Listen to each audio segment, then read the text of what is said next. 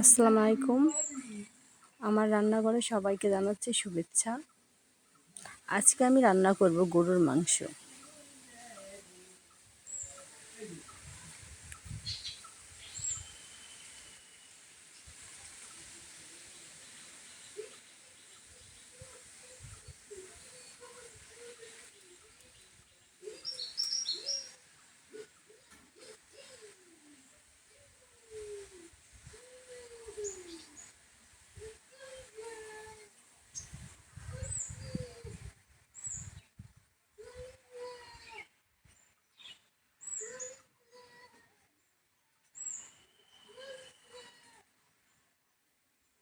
রান্নার তেল দিয়ে দিলাম।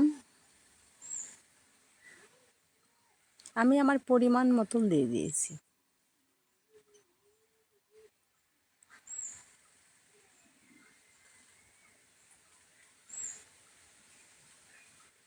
তেলটা গরম হওয়ার পরে বাকি মশলাগুলো দিয়ে দিতে হবে। এখন পেঁয়াজ কুচি দিয়ে দিলাম।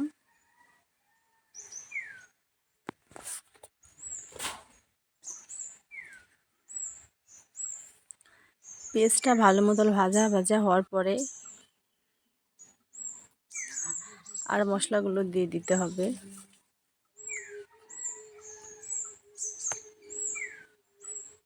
পেঁয়াজের কালারটা চলে এসেছে, সামান্য একটু পানি দিয়ে দিলাম।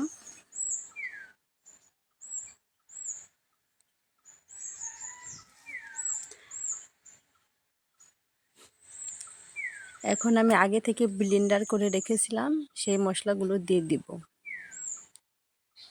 এই পেঁয়াজের সাথে দিয়ে দিব যাতে ভাজা ভাজা হয়, কাঁচা থাকলে গন্ধ পায়, সেই জন্য ভাজা ভাজা করে নিব।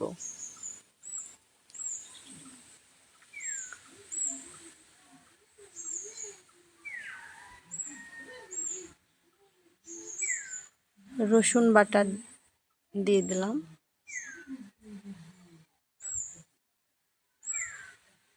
জিরা বাটা দিয়ে দিলাম, আদা বাটা দিয়ে দিলাম।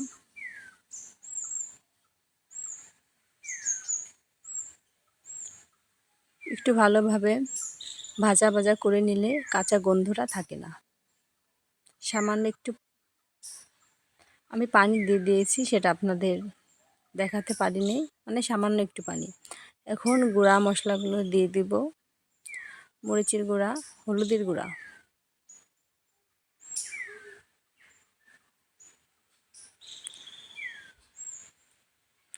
আমি মরিচের গুঁড়া হলুদের গুঁড়া দিয়ে দিয়েছি, সেটা ভিডিও করতে পারিনি। এখন ধনিয়ার গুঁড়ো দিয়ে দিলাম, সামান্য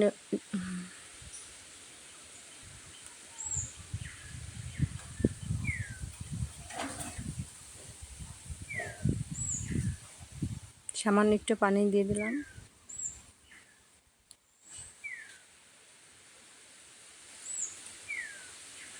মশলাটা একটু ভালো মতন কষাই নিব।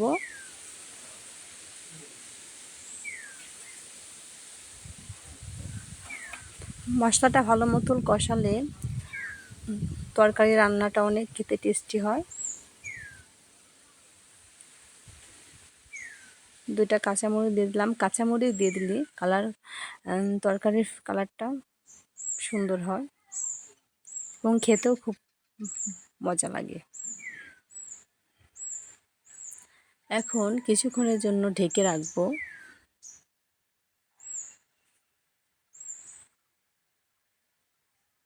আর আমি চুলার আঁচটা একদম লোতে দিয়েছি।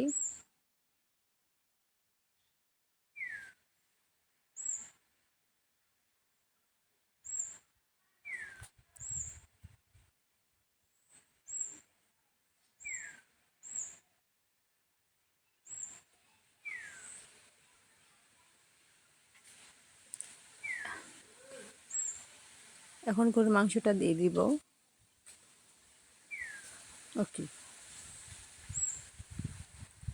মাংসটা দেওয়া হয়ে গেছে। এখন কিছুক্ষণ ঢেকে রাখবো,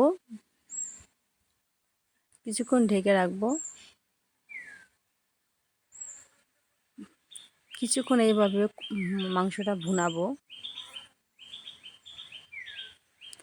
কিছু এইভাবে ঢেকে রাখলে মশলাগুলো মাংসের ভিতরে সব চলে যাবে।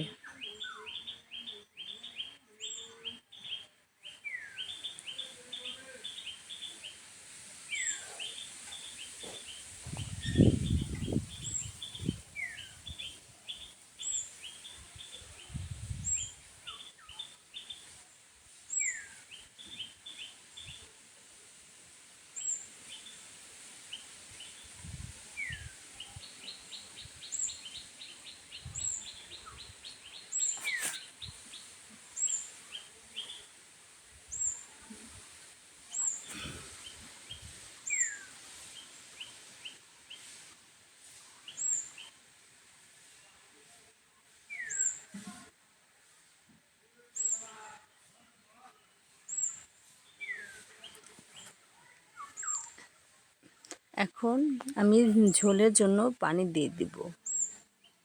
আমি আমার আন্দাজ মতন সব কিছু দিয়ে দিয়েছি। আপনারা যে রকমের মাংস সেরকমের মশলা পানি সব কিছু দিবেন।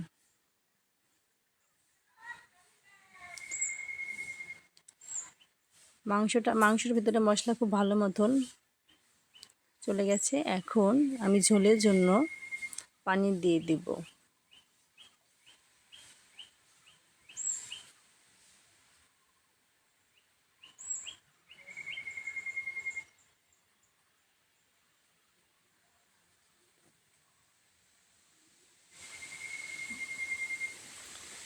এখন কিছুক্ষণ এখন এখন 4-5 মিনিট